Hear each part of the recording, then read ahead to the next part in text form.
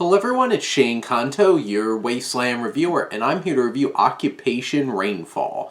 And this is a new science fiction film from Australia about an alien invasion and the human resistance teaming up with a few other well-meaning aliens and trying to fight off this massive violent invasion.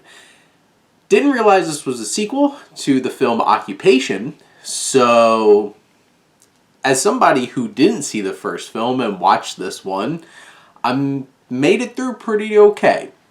Obviously, there's some relationships that were already built up, and you kind of figure them out pretty quickly. Some of the moments might have been a little bit more meaningful if I grown the same attachment to some of these characters. Like, there's some tragic moments, as you can say, at certain points in the film. There's also a big reveal of a character coming into a particular scene into the film for the first time, not knowing, like, this person was in the first film, and it should be, like, this extra exciting moment. Obviously, it didn't have the same impact, but, you know, it was set up in a way I'm like, oh, I should be excited about this, or I should be sad about this. This film in general, from writer-director Luke Spark, it has a pretty big budget and some really decent special effects, and there's definitely a lot of action and excitement and creatures and spaceships and gunfights and sword fights, and it has basically anything that you could want. It is pretty derivative of a lot of other things. You've seen these things before, but it's done in a way that is fun and engaging, and this isn't the kind of film that you're just like, oh my god, trying to drag through the whole entire thing. You're having a fun time along the way. And I enjoyed myself watching Occupation Rainfall. Spark does a fine job of bringing this action to light and the different creatures, like these aliens and their riding creatures that they have, and the different spaceships and helicopter fights, and it has everything that you might imagine. There definitely are some tropes that feel pretty worn out. You have, like, the human aspect of the government that's just like, we have other plans, and you see that coming a million miles away. There's some really cheesy characters thrown in for comedic effect, like Ken Jeong's in this, and like parts of what he does, it's fun and interesting, but other times it just really forced and obnoxious humor, like doing a voiceover and commentary of a fight scene. I'm like, I didn't need that. Just let me have the action. And then you have Jason Isaac, who is Steve the alien, and basically Steve has just been watching a bunch of movies, so all he does is quote movies, and I'm like, is this what I sound like?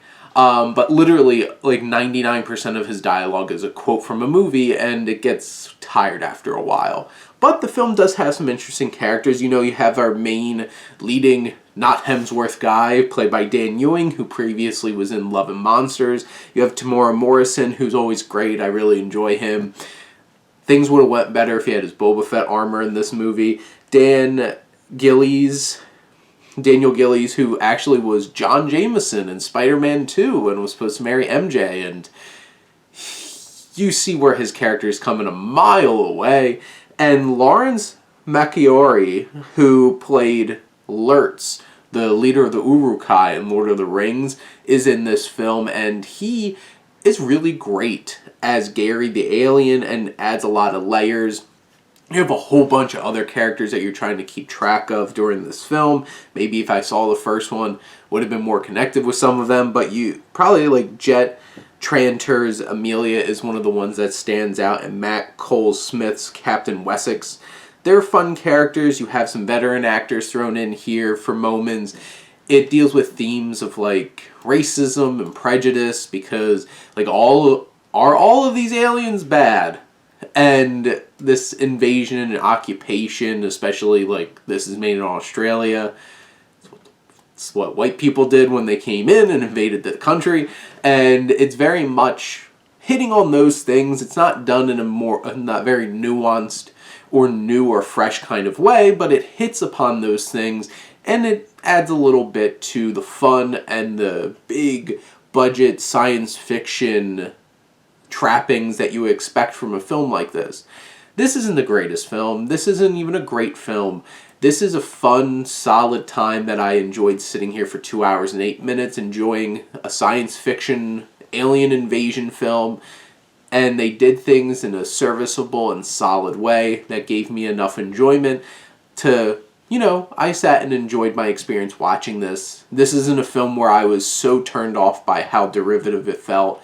It does feel derivative, but it does things in a different kind of way enough to make me enjoy the film and enjoy the crazy action along the way.